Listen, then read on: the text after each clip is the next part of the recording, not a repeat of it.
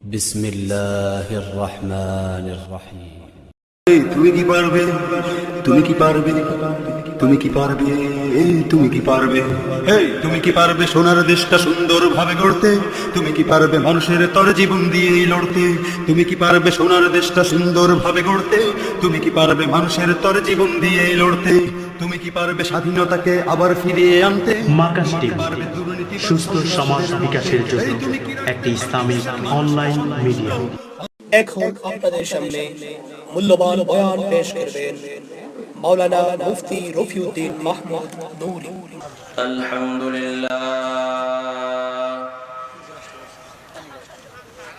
আলহামদুলিল্লাহ ওয়া কাফা ওয়া সালামুন আলা ইবাদিহিল্লাযীনা ইসতাফা।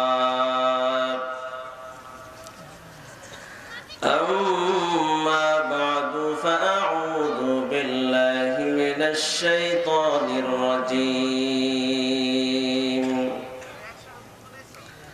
بسم الله الرحمن الرحيم. قل إن الموت الذي تفرون منه فإنه ملاقيكم ثم تردون إلى عالم الغيب والشهادة فينبئكم بما كنتم تعملون.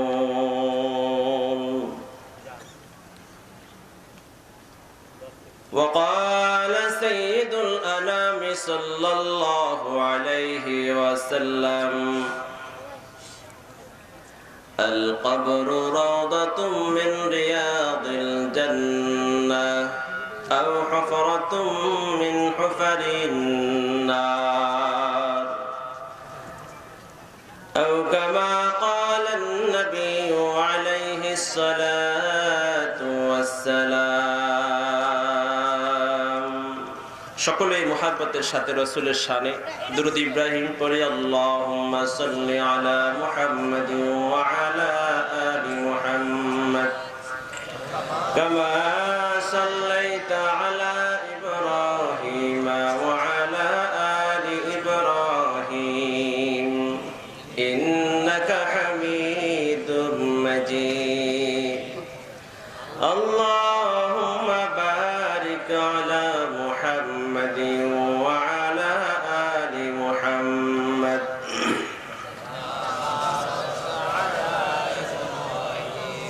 وعلى آل إبراهيم إنك حميد مجيد. بلغ العلا بكماله كشف الدجى بجماله حسنت جميع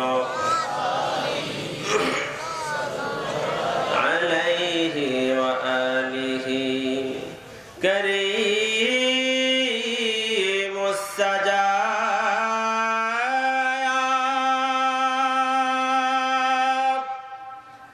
جميل الشيم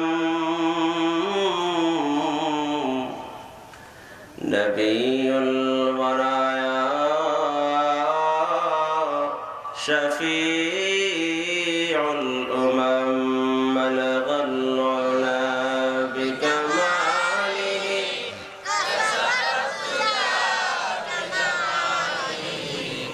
حسنت جميع خصاله.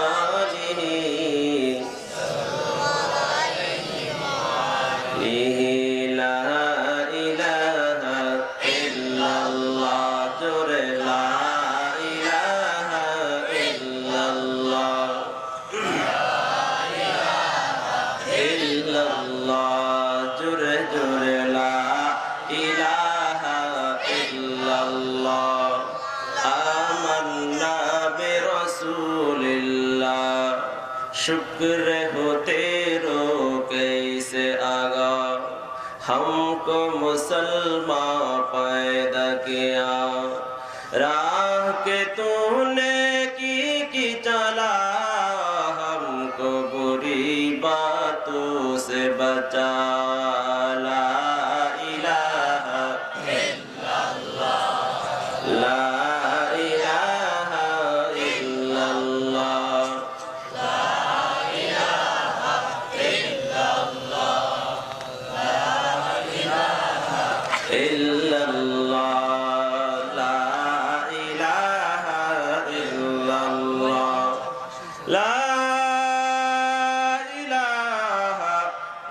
ইল্লাল্লাহু মুহাম্মাদুর রাসূলুল্লাহ।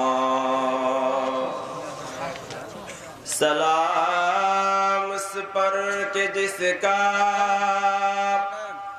तज़किरा आईने इबादत है। सलाम उस पर के जिसका जिंदगी रहमत ही रहमत है। सलाम उस पर के जिस पर जावेदा करना सआदत है। सलाम उस पर के जिससे बुग़्ज़ नाफ़रमानी शक़ावत है। अल्हम्दुलिल्लाह রাসূলবাগ সামাজিক কবরস্থানের উন্নয়ন কল্পে যুব সমাজের উদ্যোগে প্রথম বার্ষিক ওয়াজ ও দোয়ার মাহফিল উপস্থিত সম্মানিত সভাপতি, প্রধান অতিথি, বিশেষ অতিথিবৃন্দ এবং আল্লাহ পাকের সবচেয়ে কাছের বান্দা নায়েবে নবী মুআজ্জাজ মুহতারাম হযরত উলামায়ে কেরাম এবং দূর দূরান্ত থেকে আগত আল্লাহ পাকের আশিকিন, শাকিরিন, জাহিদিন, মুরব্বিয়ান আওয়াম, কলেজার টুকরা আমার সমবয়সী যুবক বন্ধুগণ, স্নেহের ছোট কচিকাচা শিশুরা, পর্দা আড়ালে অবস্থানরত শ্রদ্ধেয় সম্মানিত আমার মা বোনেরা, মহান রব্বি কারীমের দরবারে অসংখ্য অগণিত শুকর যে মহান রব্বুল আলামিন অত্যন্ত মেহেরবানি করে দুনিয়ার হাজারো পেরেশানি, হাজারো ঝামেলা, হাজারো গুনাহের পরিবেশ থেকে আমাদেরকে হেফাজত করে গভীর রজনীতে প্রচন্ড ঠান্ডার ভিতরে,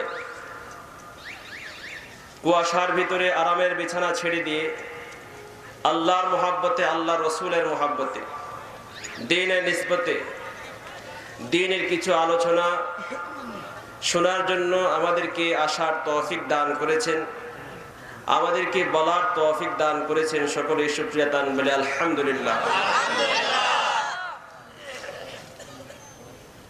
আসলে আজকে আমাদের বর্তমান বিশ্বের সামাজিক ব্যবস্থাটাই এমন, রাষ্ট্রীয় পরিবেশটাই এমন, মোবাইল অফ করেন, রাষ্ট্রীয় পরিবেশটাই এমন যে চতুর্দিকে গুনাহের পরিবেশ এত বেশি, মানুষের কাছে গুনাহ করাটা ইজি হয়ে গেছে। ঠিক কি ঠিক না বলেন? কিছুদিন পর গুনাহ করতে করতে এই গুনাহকে আর গুনাহই মনে হয় না। আবার এমনও হয় কিছু গুনাহ করতে করতে এটা ইবাদত মনে করে। ঠিক কি ঠিক না বলেন? কারণ দুনিয়ার পরিবেশটাই এমন হয়ে গেছে। কারণ চতুর্দিকে গুনাহের আয়োজন, পুরো নেক কাজের আয়োজন কিন্তু দেখা যায় না। এই জন্য রসুলবাগবাসী নয়, শুধু পুরা গোলাকান্দাইল এলাকার জন্য এটি একটি নিদর্শন, এটি গৌরবের বিষয় যে যুব সমাজ আজকে গোলাকান্দাইল নগ্ন নর্তকীর নাচ দেখতে ব্যস্ত। আল্লাহ পাক সে সকল যুব সমাজের মধ্যে আমাদেরকে অন্তর্ভুক্ত না করে আমাদের সন্তানদের মাধ্যমে আল্লাহ তাআলা কোরআনের আলোচনার মজলিসের আয়োজন করেছে। আজকে বহু পিতামাতা তার সন্তানকে নিয়ে বহু পেরেশান। হুজুর পানি পড়া দেন, তেল পড়া দেন। কেন? পোলা কথা শুনে না। কিন্তু ওই সকল পিতামাতা অত্যন্ত সৌভাগ্যবান যে সকল পিতামাতার সন্তানেরা কোনো গানের আয়োজন করে নাই, গাজার আয়োজন করে নাই, নেশার আয়োজন করে নাই, কোনো নাচের আয়োজন করে নাই, যাত্রাপালার আয়োজন দেয় নাই। এই কবরস্থানকে স্মরণ করে একদিন এই দুনিয়ার জমিন থেকে চলে যাবে বলে আল্লাহর ভয়ে, একদিন কবরস্থানের অন্ধকার মাটিতে মাটির বিছানায় শুতে হবে সেই ভয়ে, সেই অন্ধকার ঘরকে আলোকিত করার জন্য, কবরের ঘরকে একটু মেরামত করে জান্নাতের ডেকোরেশন করার জন্য, সেই আশায় যে যুবকরা আল্লাহ পাক রব্বুল আলামিনের খুশির জন্য এই মাহফিলের আয়োজন করেছে, সে সকল যুবকদের পিতামাতার জন্য এটা গর্বের বিষয়। ঠিক কি ঠিক না জোরে বলেন? कामयाबी तो काम से होगी न हुस्न कलाम से होगी कामयाबी तो काम से होगी न हुस्न कलाम से होगी जिक्र एहतमाम से होगी फिक्र एहतमाम से होगी जिक्र के इल्तिजाम से होगी অতএব এই যে একটি নেক কাজ করেছে শুরু করেছি যতদিন পর্যন্ত শরীরে জান থাকবে যতদিন পর্যন্ত এই দুনিয়া কায়েম থাকবে ততদিন পর্যন্ত এই নেক কাজ চালিয়ে যাবে ইনশাআল্লাহ ঠিক কি না বলেন আপনারা সবাই তৈরি আছেন তো ইনশাআল্লাহ যতদিন এই দুনিয়ার জমিন কায়েম থাকবে আল্লাহ তাআলা আমার শরীরে শক্তি সামর্থ্য রাখবেন ততদিন পর্যন্ত এই নেক কাজের আয়োজন চালিয়ে যাবে ইনশাআল্লাহ রাজি আছেন কারা কারা রাজি নাই মাশাআল্লাহ সবাই রাজি আছে সকলে হুঁশ আছে তো মনোযোগ দিয়ে শুনবেন তো সবাই শেষ পর্যন্ত থাকবেন তো কারা কারা থাকবেন না হাত তুলেন না মোটামুটি সকলের হুঁশ ঠিক আছে মাশাআল্লাহ অনেক জায়গায় বললে তো অর্ধেক হাত উঠাইবে আজকে কবরস্থানের উদ্যোগে আয়োজন কবরে কারা কারা যাবেন না আসেননি কেউ এমন কেউ আছে যে কবরে যাবে না কিন্তু চলাচল জীবনের চলার ব্যবস্থা জীবনের কর্মপদ্ধতি দেখলে তো মনে হয় যেন এই দুনিয়াই তার সব আর যেতে হবে না ঠিক কি না বলেন যত আয়োজন যত পরিশ্রম যত মারামারি হানাহানি কাটাকাটি এই দুনিয়ায় থাকার জন্য স্বার্থের জন্য মনে হয় যেন কবর আর যেতে হবে না ঠিক কি না এরকম ভাব আছে না নাই অথচ এই মৃত্যু থেকে পালাবার কোন সুযোগ নাই এইজন্য সূরা জুমার 7 নম্বর আয়াত আমি তেলাওয়াত করেছি আপনাদের সামনে কি বলে আল্লাহ তাআলা রাসূলকে বলে হে রাসূল আপনি বলেন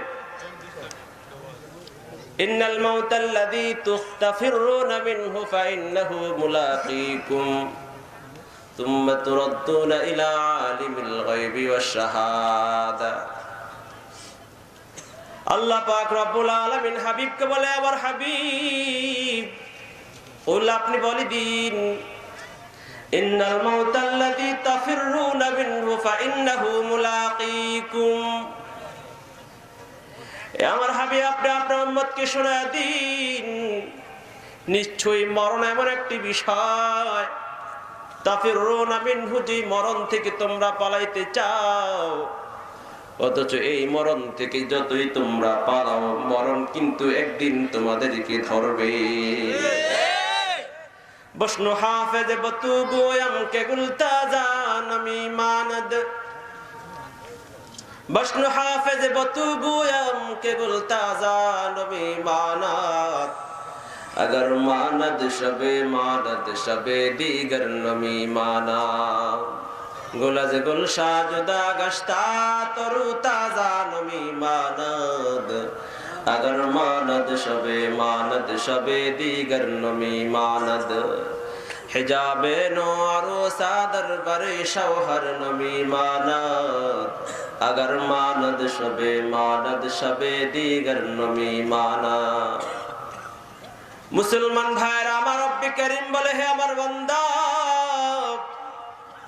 মৃত্যু এমন একটি বিষয় দুনিয়ার জমিনে এমন কোনো প্রাণী নাই মৃত্যু থেকে বাঁচতে পারে মৃত্যু থেকে বাঁচার মতো শক্তি দুনিয়ার কারো নাই যদি মরণের কথা মৃত্যুর ভয়ে যদি কোনো ব্যক্তি সুরক্ষিত বালাখানার প্রাসাদের ভিতরে আশ্রয় গ্রহণ করে সেই জায়গায় গিয়েও কিন্তু আজরাইল আলাইহিস সালাম পৌঁছে যাবে আল্লাহ পাক রব্বুল আলামিন বলেন কুল ইন কুনতুম আল্লাহ পাক রব্বুল আলামিন বলেন আইনামা তাকুনু ইউদরিকুকুমুল মাউতু ওয়ালাউ কুনতুম ফি বুরুজিন মুশাইয়াদা যদি সুরক্ষিত রাজপ্রাসাদের ভিতরে অবস্থান করো রব্বে করিম বলে সেখানেও কিন্তু মৃত্যু তোমার সাথে মোলাকাত করবে সেখানেও মৃত্যু তোমার জন্য পৌঁছে যাবে দুনিয়ার এমন কোনো মাটি নাই এমন কোনো জমিন নাই এমন কোনো জায়গা নাই এমন কোনো ঘর নাই যে জায়গায় অবস্থান করলে মরণ থেকে বাঁচা যায় বাঁচার কোনো উপায় নাই। মুসলমান ভাইয়েরা আমার, তাফসীর রুহুল বায়ানের মধ্যে মুফাসসিরে কেরাম লেখেন, আল্লাহ পাক রব্বুল আলামিন একজন নবী ছিল, হযরত হিজকিল আলাইহিস সালাতু ওয়াস সালাম। হযরত মূসা পয়গম্বর আলাইহিস সালামের তৃতীয় নম্বর খলিফা। আল্লাহ তাআলা পরবর্তী যাকে নবী বানিয়েছিলেন হযরত হিজকিল আলাইহিস সালাম, বনি ইসরাঈলের বংশধর। হযরত হিজকিল আলাইহিস সালামের যুগে তার কিছু সম্প্রদায়, তাদের মধ্যে যখন প্লেগ মহামারী দেখা দিয়েছিল, একটা ভাইরাস, যে রোগের কারণে হাজার হাজার মানুষ প্রতিদিন মৃত্যুবরণ করে, ওই মহামারী, ওই রোগ থেকে বাঁচার জন্য, মৃত্যু থেকে বাঁচার জন্য হাজার হাজার মানুষ দলে দলে শহর ছেড়ে দিয়ে জঙ্গলে আশ্রয় গ্রহণ করেছিল। ওই জঙ্গলে আশ্রয় গ্রহণ করার কারণে রব্বুল আলামিন মৃত্যু থেকে পলায়ন করার জন্য, মৃত্যু থেকে বাঁচার জন্য জঙ্গলে আশ্রয় গ্রহণ করার কারণে আল্লাহ তাআলা তাদের এই কর্মটা পছন্দ করেন না। মৃত্যুর ভয়ে তোমাদের এলাকায় রোগ এসেছে, মহামারী, যার কারণে মানুষ মরতেছে, মরা থেকে বাঁচার জন্য, তুমি জীবন বাঁচাবার জন্য, মরা থেকে বাঁচতে পারবে এই ধারণায় তুমি শহর ছেড়ে জঙ্গলে আশ্রয় গ্রহণ করেছো। বাঁচার কোনো সুযোগ আছে ধরে বলেন? বাঁচার কোনো সুযোগ নাই। জঙ্গলে আশ্রয় গ্রহণ করার পর রব্বে কারীম অসন্তুষ্ট হয়ে গেলেন, নারাজ হয়ে গেলেন। যে জঙ্গলে ওই লোকগুলো আশ্রয় গ্রহণ করেছিল তার পাশে ছিল একটি পাহাড়। আল্লাহ পাক রব্বুল আলামিন একজন ফেরেশতাকে পাঠিয়ে দিলেন, যাও ওই পাহাড়ের পাদদেশে, পাহাড়ের পিছন দিক থেকে আওয়াজ দাও। ওই ফেরেশতা এসে পাহাড়ের পিছন দিক থেকে মুতু বলে একটি আওয়াজ করলো। মুতু শব্দের অর্থ হচ্ছে মরে যাও, মরে যাও আরবি শব্দ। মুতু বিকট আওয়াজ এমন ভাবে দিলেন, এই বিকট আওয়াজ যখন ওই জঙ্গলের সকল মানুষের কানের মধ্যে গিয়া পৌঁছলো, এত বিকট কঠিন আওয়াজ, আওয়াজের প্রচন্ডতার কারণে কান বন্ধ হয়ে, মাথা হাটফিল হয়ে, তাদের দিমাগ নষ্ট হয়ে গিয়ে সকলেই সাথে সাথে মৃত্যুবরণ করে জমিনের মধ্যে লুটিয়ে পড়ল। জমিনের মধ্যে লুটিয়ে পড়েছে 70,000 মানুষ তখন একসাথে মৃত্যুবরণ করলো। যে মৃত্যু থেকে বাঁচার জন্য শহর ছেড়ে জঙ্গলে আশ্রয় গ্রহণ করেছিল, বাঁচতে পেরেছে? জোরে বলেন, বাঁচতে পেরেছে? বাঁচতে পারে নাই, কেউই বাঁচতে পারে নাই।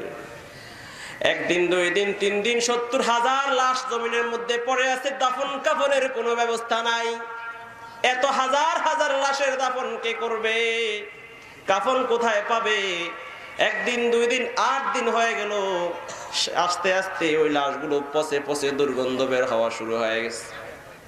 এলাকার মানুষ এই দুর্গন্ধ, জঙ্গল ছড়ায় লোকালয়ে যখন দুর্গন্ধ ছড়াইছে, দুর্গন্ধের কারণে মানুষ বসবাস করা কষ্ট হয়ে যেতে লাগলো। এলাকার মানুষ আফসোস করতে লাগলো, কি করা যায়? দুর্গন্ধে বসবাস করা যায় না। কিছু মানুষ দয়া হয়ে ওই তাদের চতুর্দিক থেকে একসাথে করে লাশগুলা চতুর্দিক থেকে বাউন্ডারি দিয়া তাদেরকে সংরক্ষণ করলো, যেন এই দুর্গন্ধ শহরে না ঢুকতে পারে। সেই জন্য দুর্গন্ধ থেকে বাঁচার জন্য বাউন্ডারি দিয়েছে। মুসলমান ভাইয়েরা আমার, এর মধ্যে কিছুদিন অতিবাহিত হয়ে গেল। লাশগুলো পচে গলে, গোশতগুলো শুকায়, হাড়গুলো পড়ে আছে। এমন সময় একদিন হযরত হিজকিল আলাইহিস সালাম ওই পথ দিয়ে যখন যাচ্ছিলেন, তাকায় দেখে হাজার হাজার লাশের কঙ্কাল জমিনের মধ্যে পড়ে আছে। তাকায় রব্বে কারীমকে ডেকে বলেন, হে আল্লাহ, এত হাজার হাজার মানুষের কঙ্কাল, রব্বুল আলামিন তারা বুঝে নাই, আল্লাহ তারা তোমাকে চিনে নাই। মৃত্যুর ভয়ে, তোমার মৃত্যু থেকে বাঁচার জন্য পলায়ন করে জঙ্গলে আশ্রয় গ্রহণ করেছিল। তারা বেয়াদবি করেছে, তারা অপরাধ করেছে, তারা বুঝতে পারেনি। রব্বুল আলামিন, তারা তো আমার এই পয়গাম, আমি পয়গম্বরের উম্মত ছিল, তারা তো আমাকে মানতো, তোমাকে মানতো। আল্লাহ তুমি এক, তুমি ছাড়া কোনো মাবুদ নাই। তোমার ইবাদত করতো, তোমার তাসবিহ পড়তো, তোমার জিকির করতো, তোমার গোলামি করতো। আল্লাহ, এই লোকগুলো তো আমার খায়ের খা ছিল, আমার কল্যাণকামী ছিল, আমার সঙ্গী ছিল। রব্বুল আলামিন, মেহেরবানি করে তুমি তাদেরকে ক্ষমা করে দাও। রব্বুল আলামিন বলেন, হে পয়গম্বর হিজকিল, যাও, আমি তাদেরকে ক্ষমা করে দিলাম।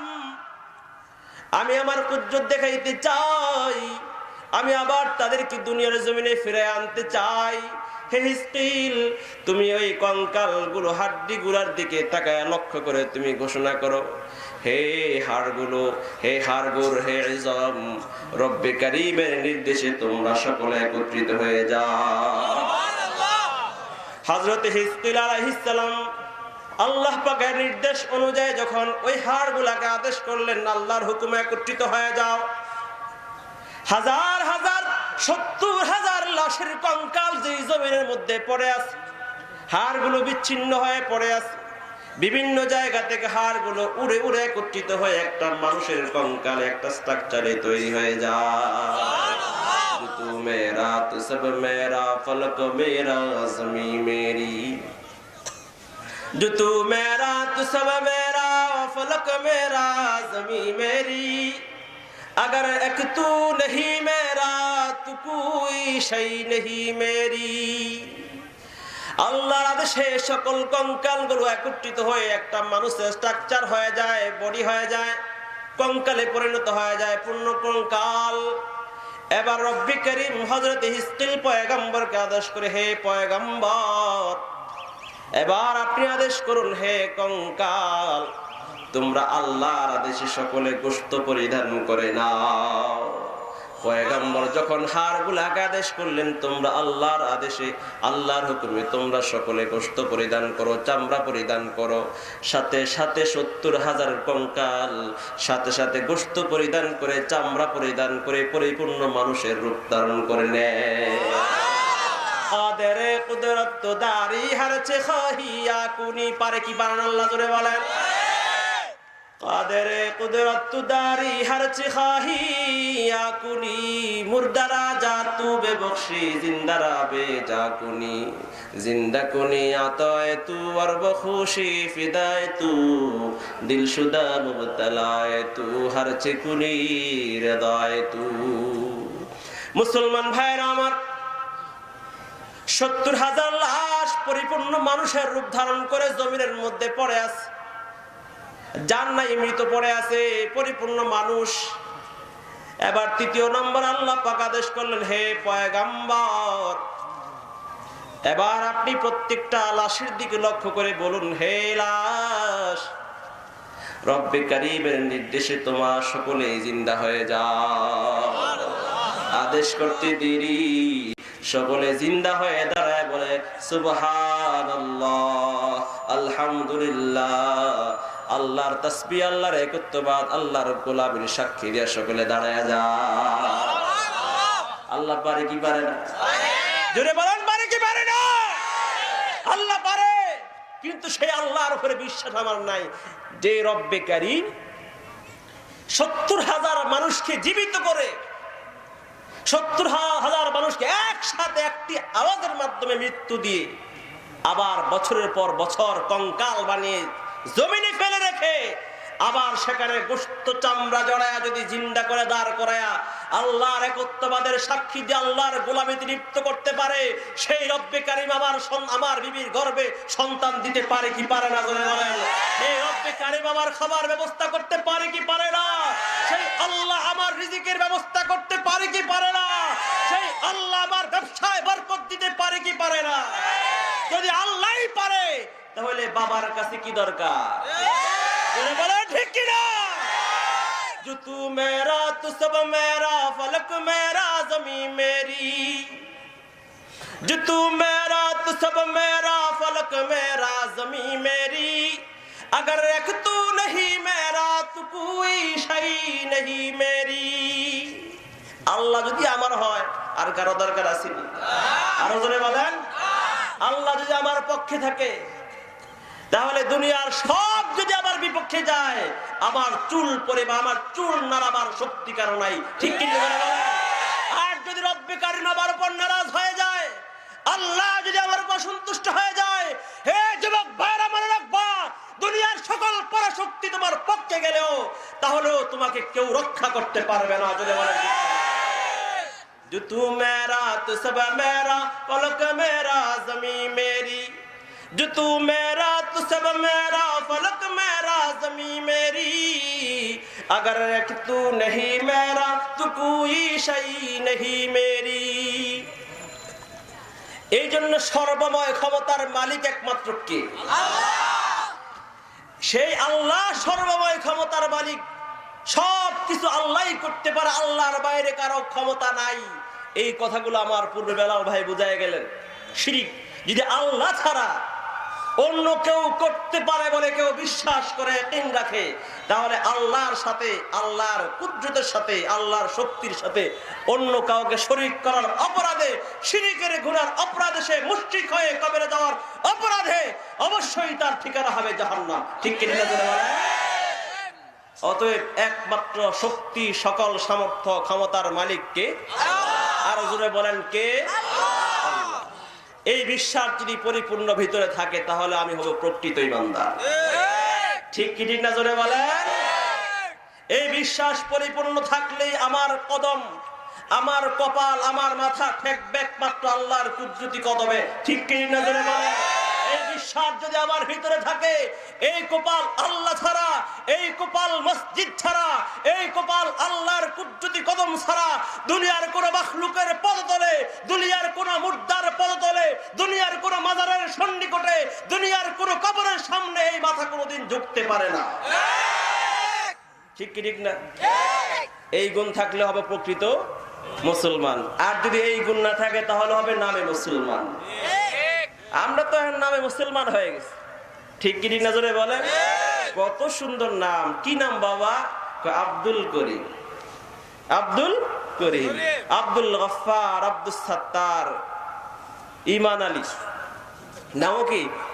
ইমান আলী, ভিতরে ইমান খন খন। ঠিক কি ঠিক না জোরে আছে না ভাই? আর আমরা তো মনে করি মুসলমান হওয়াটা খুবই সহজ।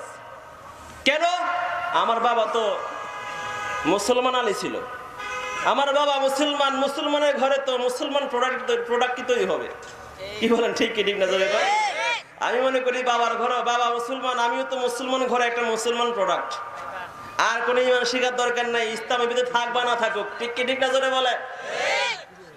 মুসলমানের ঘরে জন্ম নিলে মুসলমান বলা যায় না। মুসলমানের ঘরে জন্ম নিলে মুসলমান বলা যায় না। আব্দুর রহিম করিম নাম রাখিলে আসল মুসলমান হয় না। ঠিক কি ঠিক না?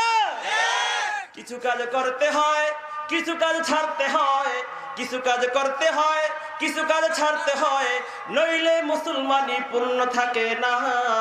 মুসলমানের ঘরে জন্ম নিলে মুসলমান বলা যায় না। আব্দুল করিম রহিম নাম রাখিলে আসল মুসলমান হয় না। ঠিক কি ঠিক না? নাম রেখেছে ইমান আলী, খালি করে তালিবানি। কথা কয় না? ঠিক কি ঠিক না বলে? নাম রেখেছে ইমান আলী, খালি করে তো তুমি তেমন চলাচল করবে না। কে বলছে? আরো জোরে বলেন কে?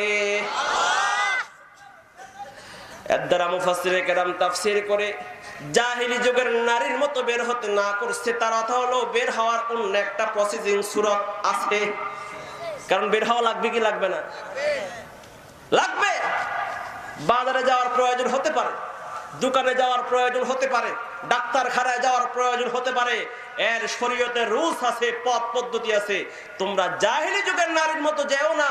পর্দার সাথে তোমার সৌন্দর্য ঢেকে, তোমার গঠন প্রকৃতি, তোমার স্ট্রাকচার বডি ঢেকে তারপরে তুমি যাও তোমার সম্পূর্ণ শরীরী জরুরতের কারণে, প্রয়োজনের কারণে। ঠিক কি ঠিক না জোরে বলে? মুসলমান ভাইরা আবার মুসলমান নাম ধারণ করে যদি জাহিলি যুগের নারীর মতো চলি, তাহলে কিন্তু মুসলমানের খাতায় কিন্তু নারী হয়ে যায়, পুরুষ হয়ে কিন্তু আমার নামটা থাকবে না। ঠিক কিনা বলেন? নাম রেখেছে আয়েশা খাতুন, ফ্যাশন করে, নতুন নতুন নগ্ন আধা পোশাক পরে মার্কেটেতে ঘুরে ফিরে, পেটটা খালি পিঠটা খালি, বখা টেরা দেয় যে তালি। ঠিক কি না? এই যে তোমার নগ্ন চলার কারণে রাস্তার ধারে ধারে বকাটা ছেলেরা তোমাকে ধরে তোমার জিহ্বার পানি ফেলতেছে, তোমাকে নিয়ে এরকম ভাবে খারাপ খারাপ মন্তব্য করতেছে, চিৎকারে ঠাট্টা বিদ্রুপ করতেছে, আর তোমাকে নিয়ে নগ্ন কল্পনা করতেছে। এই যুবকগুলো কল্পনা করে তার দেমাগ নষ্ট করলো, ঈমান নষ্ট করলো, তুমিও জাহান্নামে যাবে, তাদের সকলকে নিয়ে জাহান্নামে যাবে। ঠিক কি না জোরে বলেন? নগ্ন আধা পোশাক পরে মার্কেটেতে ঘুরে ফিরে পেটটা খালি পিঠটা খালি বখাটেরা দেয় যে তালি। ঠিক কি না জোরে বলেন? হাঁটা চলা ধমকা হাওয়ায় হুজুরেরা উল্টা পালা। ঠিক না? রাস্তায় হুজুর থাকতে পারে না, কারণ হেরার শরম নেই তো, হুজুরে শরম পাওয়া যায়, কারণ হে তো আলহামদুলিল্লাহ চলতে আছে লাগাজন ঠেলা গাড়ি, এদিক সেদিক কোনো ব্রেক নেই, হুজুরে সাইড করে আমরা মুখ ঢোকায়। একটা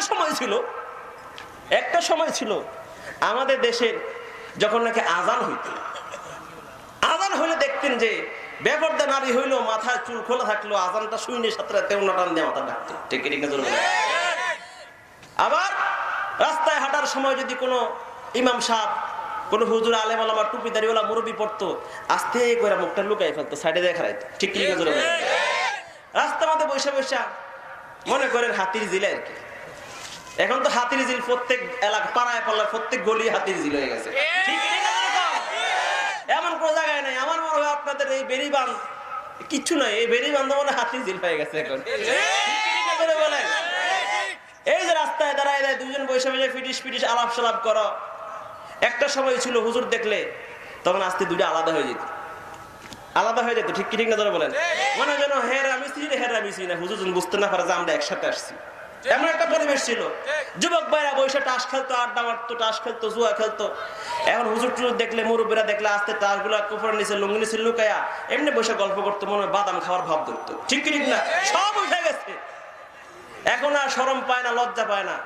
যাই একটু লজ্জা আছে, যারা নাকি নানি, দাদি, বুড়ি, নানির নানি, এগুলোর ভিতরে বোরকা পরার উপরে আবার ছাতি লয়, এরপরে বোরকার উপর দিয়ে ছাতি ধরে, এরপরে হুজুর দেখলে আস্তে রাস্তা পাশে ছাতি দিয়ে ডাকাত। ঠিক কি? ঠিক না জোরে বলে? ঠিক কি? ঠিক না? এগুলা এখনো আমাদের দাদি নানি যারা, ওদের ভিতরে এখনো এগুণ আছে। কিন্তু এখন যত ইয়াং হচ্ছে, ইয়াং জেনারেশন, ইয়াং যুবতী মেয়েরা এখন আর লুকায় না, এখন যত সামনে দেখবো তত ঠিকঠাক করে। ঠিক কি? ঠিক না জোরে বলেন? ঠিক কি? ঠিক না জোরে বলেন? নগ্ন আধা পোশাক পরে মার্কেটেতে ঘুরে ফিরে পেটটা খালি পিঠটা খালি বখাটেরা দেয় যে তালি। হাঁটা চলার দমকা হাওয়ায় হুজুরেরা উল্টা পালায়। ঠিক কি? ঠিক না জোরে বলেন? খাতুনের কার্টুন দেখে টিকতে পারে না। এখন থেকে নামটি দিলাম পাঙ্কু সকিনা তারে। এখন থেকে নামটি দিলাম পাঙ্কু সকিনা। হয় মুসলমানের ঘরে জন্ম নিলে মুসলমান বলা যায় না। আব্দুর রহিম করিম নাম রাখিলে আসল মুসলমান হওয়া যায় না। ঠিক কি? ঠিক না বলে? মুসলমান ভাইরা আমার, রব্বুল আলামিন আমাদেরকে এত সুন্দর করে সৃষ্টি করে আল্লাহ এই দুনিয়ার জমিনে পাঠিয়েছে কার গোলামি করার জন্য? জোরে বলেন কার? একমাত্র আল্লাহর গোলামি। কার?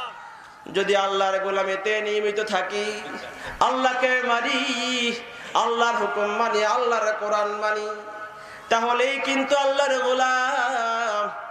আর যদি আল্লাহর উপরে পূর্ণ আস্থা রাখি, বিশ্বাস করি, তাহলেই কিন্তু প্রকৃতি ইমানদার। আমরা কি প্রকৃতি ইমানদার হব নাকি নামের ইমানদার? জোরে বলেন। আমরা কি প্রকৃত মুসলমান হব না নামের মুসলমান? মুসলমান হয় মগর हम में मुसलमानी नहीं, हम में ईमान है मगर हम मुमिने कामिल नहीं। কিন্তু দুঃখের সাথে বলতে হয় আজকে আমরা এমন মুসলমান, আজকে নামে শুধু মুসলমানিয়ত আমার মধ্যে আছে, নামে শুধু আব্দুল করিম, আব্দুর রহিম, ইমান আলী আছে, কিন্তু কাজে কিন্তু আমাদের মধ্যে খুঁজে পাওয়া যায় না। যদি কাজে আমাদের মধ্যে খুঁজে পাওয়া যায় তো, হে যুবক ভাইরা, তোমার কানের মধ্যে যখন মুয়াজ্জিন আযান আসছে, হাইয়া আলাস সালাহ, হাইয়া আলাস সালাহ, হাইয়া আলাল ওয়াল ফালাহ, এই আওয়াজ যখন তোমার কর্ণকুহরে তোমার কানে ঢুকেছে, তুমি মুসলমান হলে, ইমানদার হলে, আল্লাহর গোলাম হলে, নবীর উম্মত হলে, নবীর ইশক মুহাব্বত তোমার ভিতরে থাকলে, নবীর জন্য পাগল হলে, তোমার দ্বারা কুশ্চিন কেন সম্ভব ছিল না দোকানের মধ্যে কেরাম টেবিলে গুতাগুতি করা। মুসলমান তো আজান হয়ে যাওয়ার পরে থাকবে মসজিদে, মুসলমানের পরিচয় আজানের পরে বাইরে থাকবে না। আল্লাহ নবী সরকারে দু আলম বলে মুসলমান এবং কাফিরের মধ্যে ব্যবধান। মুসলমান ইমানদার তাদের পরিচয় হলো আজান হয়ে যাওয়ার উপরে মুসলমান চলে যায় মসজিদের ভিতরে, আর মুসলমান ছাড়া বাকি সব থাকবে মসজিদের বাহিরে। মুসলমান আর কাফেরের মধ্যে নামাজ ব্যবধান করে। এই নামাজের গুরুত্ব আমাদের মধ্যে আছে, বলা আসেনি মানে হুজুর এত গুরুত্ব আমাদের মসজিদে জায়গাই তো হয় না, কিছুদিন পরে ফাউন্ডেশন ধর্ম। তো এরা তো শুক্রবারের মুসলমান, সারা সপ্তাহে কই থাকেন? ঠিক কি ঠিক না জোরে বলে? সারা সপ্তাহ মসজিদ খালি, জুমার দিনে ঠেলা ঠেলি। এও জুমার দিনে কখন যায় জানেন? যখনই সব খুতবা দিব ভাব, যখন আজান হয়। যুবক ভাই রাগ করতেছো? বলে হুজুরে এত কষ্ট করে মাহফিলে আয়োজন করে দাওয়াত দিলাম, বাসটা তো আমাকে দিতেছে। বাসটা বোঝার জন্য বলতেছি, ঠিক কি ঠিক না জোরে বলে? বোঝার জন্য বলতেছি। আজান যখন হয়ে যায় তখন গোসল, লুঙ্গি গামছা কান্দি নিয়ে গোসল করতে যাবে ভাব। এত গোসলখানায় ঢুকে আজান দেওয়ার পরে একটা শো বাইরে চিন্তা করে দেখটাই নামাজ, আরো আধা ঘন্টা বাকি। আস্তে আস্তে মোটামুটি আলটাসনু লিপস্টিক লাগায়া, পারফিউম লাগায় মসজিদ থেকে হাঁটা শুরু করে। তখন মসজিদে আশপাশে ঘুরে, ভিতরে ঢুকে না।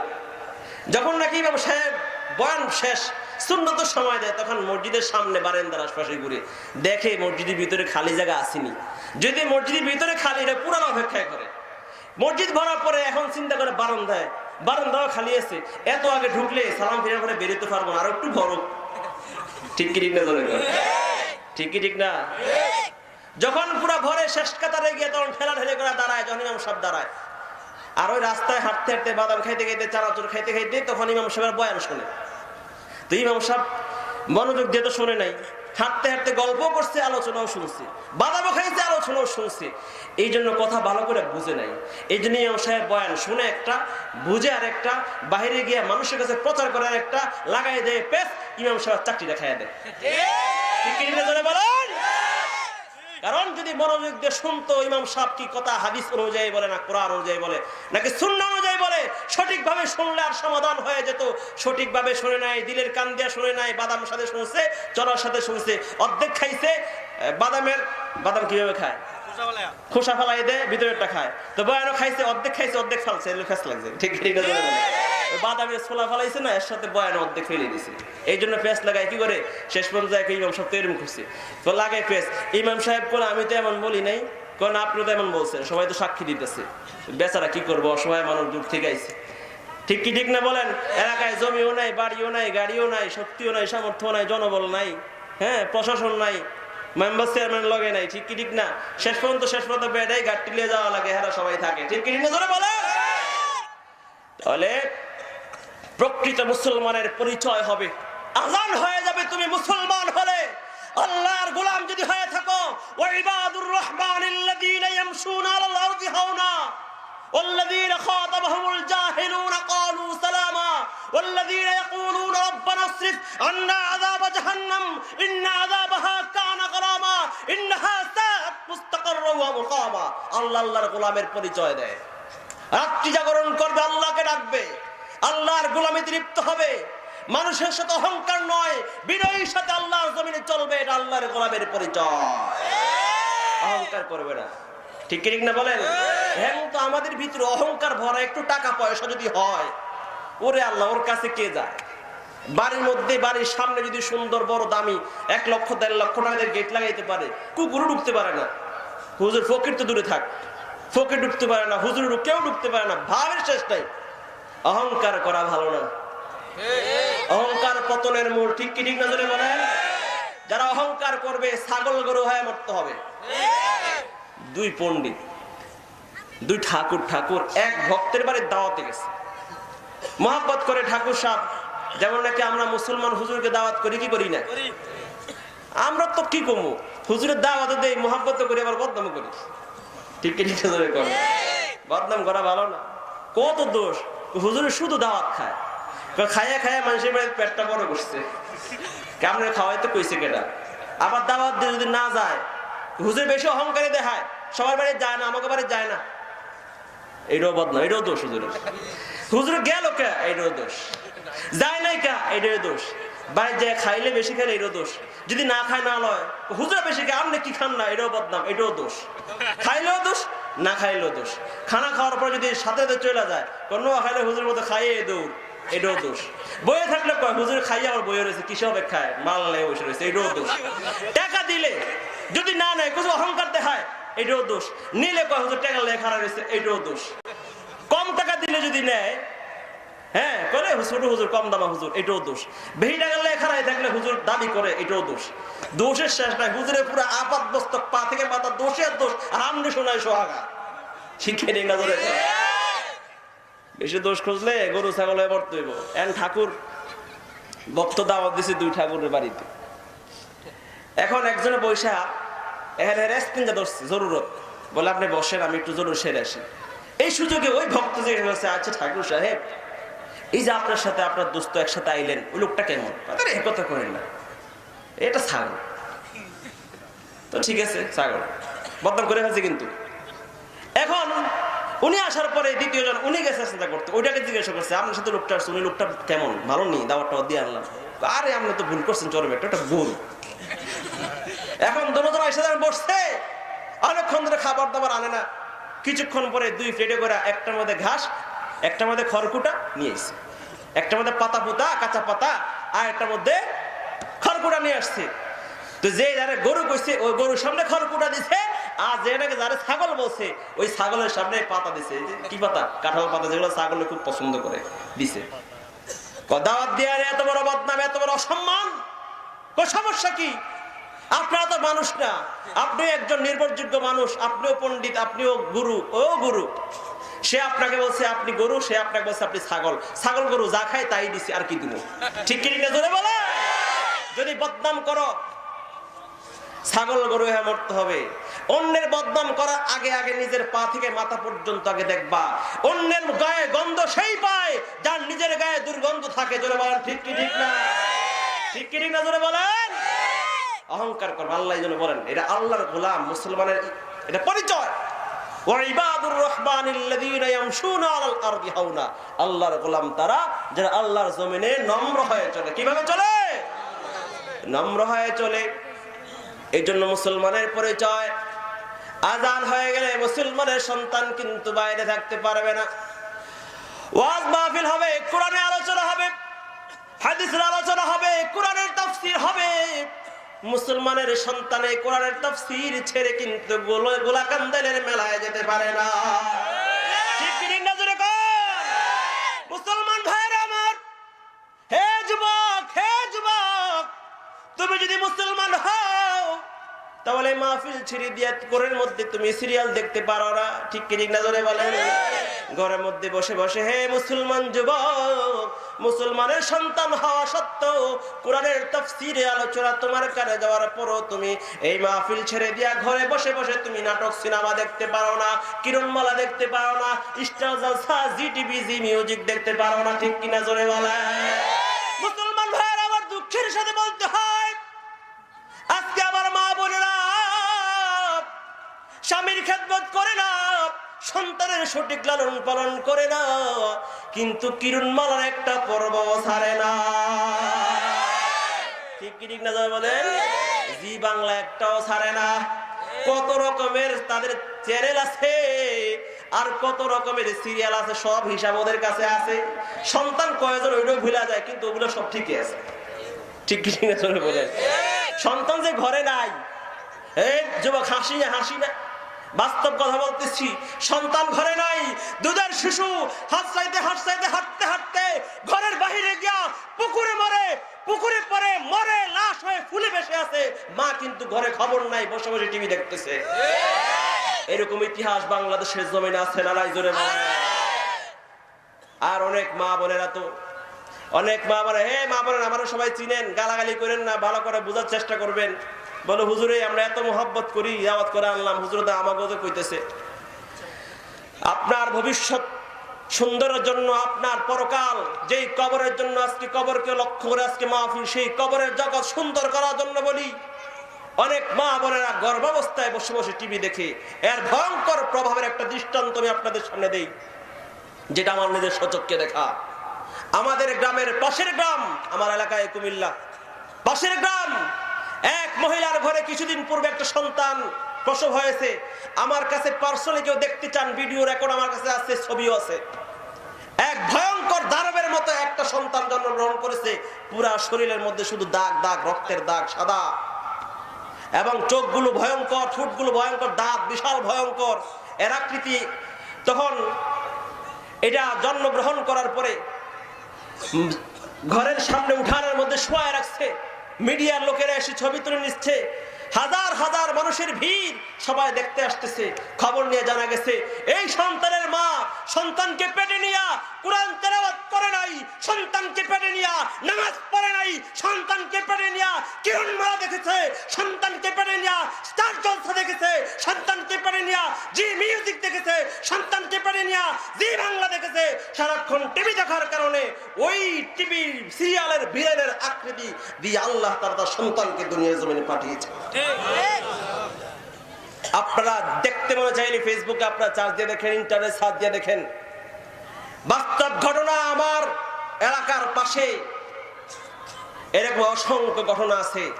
মা বাবা যেমন হয়, মা সন্তানকে গর্ভে নিয়ে যা করবে, সন্তানের প্রভাব তার উপরে পড়বে। ঠিক কি না জয় বলে? মুসলমান ভাইরা আমার, যদি আপনার সন্তানকে পেটে নিয়ে আপনি হালাল খান, হালাল হারাম বাঁচেন, পর্দার সাথে থাকেন, সন্তানকে পেটে নিয়ে যদি আপনি কোরআন তেলাওয়াত করেন, তাহলে আপনার সন্তান হবে আব্দুল্লাহ ইবনে মাসউদ রাদিয়াল্লাহু আনহুর মতো। আপনার সন্তানকে পেটে নিয়ে যদি নামাজ ইবাদত বন্দি করেন, তাহাজ্জুদ পড়েন, আপনার সন্তান হবে আব্দুল কাদের জিলানী রাহমাতুল্লাহি আলাইহির মতো। আব্দুল কাদের জিলানীর মা ছিল একজন আবেদ, আল্লাহর ওলি। জীবনে কোনোদিন কোনো মানুষের নজর কিন্তু আল্লাহর ওলির মায়ের চেহারার দিকে পড়ে নাই। ঘটনাটা বললে শুনবেন। আব্দুল কাদের জিলানী রাহমাতুল্লাহি আলাইহির বাবার নাম ছিল শায়েখ আবু সালেহ। কি নাম ছিল? এ মুসলমান, বড় পীর আব্দুল কাদের জিলানী দোয়ার মধ্যে যার কথা স্মরণ করি, কেমন করে আব্দুল কাদের জিলানী হয়েছে আমরা কিন্তু জানি না। আবু সালেহ রাহমাতুল্লাহি আলাইহির বেটা সন্তান আব্দুল কাদের জিলানী। শায়েখ আবু সালেহ কেমন ছিলেন, আব্দুল কাদের জিলানীর মা কেমন ছিলেন শুনেন।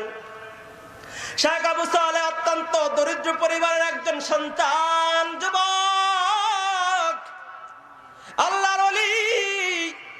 নদীর কিনারায় বসে বসে ক্ষুধার যন্ত্রণায় পেটের মধ্যে চাপ দিয়ে আবু সালেহ রাহমাতুল্লাহি আলাইহি বসে আছে। পেটে কোনো খাবার নাই, খাবার কিনার মতো কোনো পয়সাও পেটে নাই, ক্ষুধার যন্ত্রণায় কাতর হয়ে বসে আছে। এ মুসলমান, হঠাৎ করে দেখতে পায় ভাটির টারে একটি আপেল, একটি ফল সমুদ্রের নদীর পানি দিয়া ভেসে ভেসে যায়। ক্ষুধার যন্ত্রণার কারণে হালাল হারাম চিন্তা করেন নাই, মনে নাই, কার গাছের ফল মাথায় আসে নাই। সাথে সাথে ফলটা হাতে নিয়া শায়েখ আবু সালেহ রাহমাতুল্লাহি আলাইহি ফলটা খেয়ে ক্ষুধার যন্ত্রণা নিবারণ করেন। খাওয়ার পরে যখন মাথা সুস্থ হলো, দিমাগে চিন্তা আসলো, হায়, কার গাছের ফল যেন আমি খেয়ে ফেলেছি, অন্যের গাছের ফল, অন্যের হক খেয়ে ভক্ষণ করলাম, হারাম কাজ করে ফেললাম। সাথে সাথে শায়েখ আবু সালেহ রাহমাতুল্লাহি আলাইহি চিন্তা করলেন, এই ফলটা তো সমুদ্রের নদীর পানিতে ভাসমান হয়ে আসছে, যেই দিক থেকে আসছে অবশ্যই সেই দিকেই কিন্তু ফলের বৃক্ষ হবে। নদীর পার দিয়ে হাঁটতে শুরু করলেন। হাঁটতে হাঁটতে খুঁজতে খুঁজতে কিছু দূর যাওয়ার পর দেখতে পেলেন একটি আপেল গাছ। ওই নদীর কিনারার মধ্যে একটি আপেল বাগান ছিল। একটি গাছ নদীর উপরে কেমন ঝুঁকে পড়ে আছে, আর গাছের মধ্যে ফল ঝুলে আছে। শায়েখ আবু সালেহ রাহমাতুল্লাহি আলাইহি ভাবলেন, এই গাছের ফলই হবে, এই গাছ ছাড়া তো সমুদ্রের উপরে, নদীর উপরে আর কোনো ফল গাছ দেখা যায় না, এই গাছ ছাড়া তো আর ফল দেখা যায় না। যেহেতু নদীর উপরে এই গাছটাই ঝুঁকে আছে, হয়তো এই গাছের ফলই পড়ছে। অতএব খোঁজ নেওয়া শুরু করলেন এই গাছের মালিক কে এই গাছের মালিক, এই বাগানের মালিক? খুঁজতে খুঁজতে সংবাদ পাইলেন আব্দুল্লাহ সামিরি। আব্দুল্লাহ সামিরি নামে একজন আল্লাহর গোলাম, এই বাগানের মালিক। খুঁজতে খুঁজতে তার বাড়িতে চলে গেলেন। খুঁজতে খুঁজতে বাড়িতে বলে, হে আব্দুল্লাহ সামিরি, তোমার বাগানের একটি ফল আমি না জেনে আমার ক্ষুধার যন্ত্রণার কারণে অনুমতি ছাড়া খেয়ে ফেলেছি, আমাকে ক্ষমা করে দাও। আব্দুল্লাহ সামিরি মনে মনে ভাবলেন, জীবনে কত যুবক দেখলাম, কত মানুষ তো জীবনে দেখলাম, আমার বাগানে কত হাজার হাজার ফল বৃক্ষ আছে, কত হাজার হাজার ফল ধরে মাটির মধ্যে পড়ে থাকে, কত মানুষ খায়, কোনদিন অনুমতি নেয় না। নদীর পানিতে পরে ভেসে গেছে। সেই ফলটা খাওয়ার পরে যেই যুবক একটি ঝরা ফলের খাবার নেওয়ার জন্য আমার কাছে আসতে পারে, সাধারণ কোন যুবক নয়, অবশ্যই এই যুবকটা আল্লাহর ওলি। এই যুবককে ছাড়া যায় না, এই যুবককে ছাড়া যায় না। যেমন করে হোক এই যুবককে আমার কাছে রাখতে হবে। শায়েখ আব্দুল্লাহ সাবিরি সুযোগ বুঝে আবু সালেহ রাহমাতুল্লাহ আলাইহিকে বললেন, তোমার ফলের ক্ষমা দেওয়া যাবে না, এক শর্তে তোমার ফলের ক্ষমা দেওয়া যায়। আমাদের বংশের নিয়ম হলো, আমাদের বংশের কোনো বস্তু যদি কেউ খায় তাহলে 12 বছর গোলামি করে তার ক্ষমা নিতে হয়। লা ইলাহা ইল্লাল্লাহ, লা ইলাহা ইল্লাল্লাহ, লা ইলাহা ইল্লাল্লাহ, লা ইলাহা ইল্লাল্লাহ, লা ইলাহা ইল্লাল্লাহ।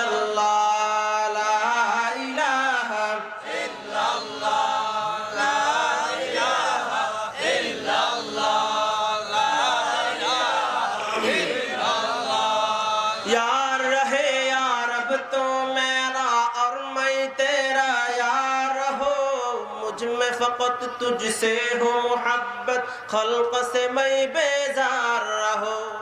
दोनों जहां में जो कुछ भी है सब है तेरे ज़ीर नगी। जिन्न इंस हूर मलाइक अर्श कुर्सी चरख ज़मीन, अब तो रहे बस ताद में आखिर विरद ज़बा आए मेरे इलाहा। ला इलाहा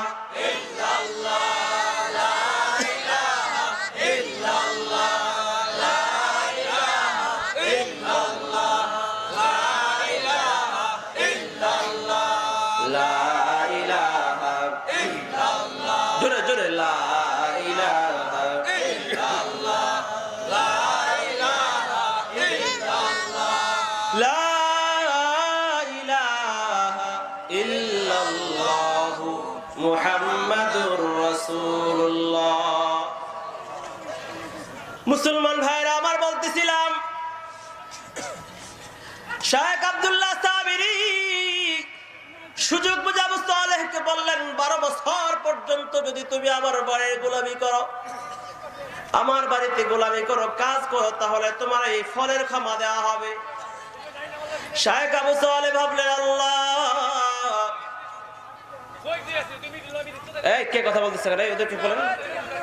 শায়েখ আবু সালেহ রাহমাতুল্লাহ আলাইহি বলেন, আল্লাহ, 12 বছর গোলামি করতে পারি, 12 বছর গোলামি করতে রাজি আছি, কিন্তু আল্লাহর সামনে অন্যের মাল ভক্ষণ করার অপরাধ দিয়া কিন্তু মাওলা তোমার দরবারে দাঁড়ানোর সাহস আমি আবু সালেহর অন্তরে নাই। আল্লাহ, কেমন মুসলমান হে যুবক, ভালো করে কান দিয়ে শুনে নাও। কেমন আল্লাহর ওয়ালা ছিল, কেমন আল্লাহর ওয়ালি ছিল, কেমন মুত্তাকি আর পরহেজগার ছিল। একটা মাত্র আপেল, আজকে আমাদের পেটে কত গাছের ফল, আঙ্গুর, আপেল, কমলা, বেদানা আমাদের পেটের ভিতরে, কত দোকানদারের চানাচুর আমার পকেটের ভিতরে, আমার পেটে কত চকলেট আমার পেটের ভিতরে, কত মানুষের জমি দখল করে আমি বাড়ি ঘর করে বসে আছি, কত মানুষের সম্পদ জবরদখল করে আজকে আমি বসত বাড়ি করে বসে আছি। কিন্তু শায়েখ আবু সালেহ রাহমাতুল্লাহ আলাইহি একটা ফল তার ক্ষমা নেওয়ার জন্য 12 বছর গোলামি করার জন্য তৈরি হয়ে যায়। ওয়া আম্মা মান খাফা মাকাম রাব্বিহি ওয়া নাহান নাফসা আনিল হাওয়া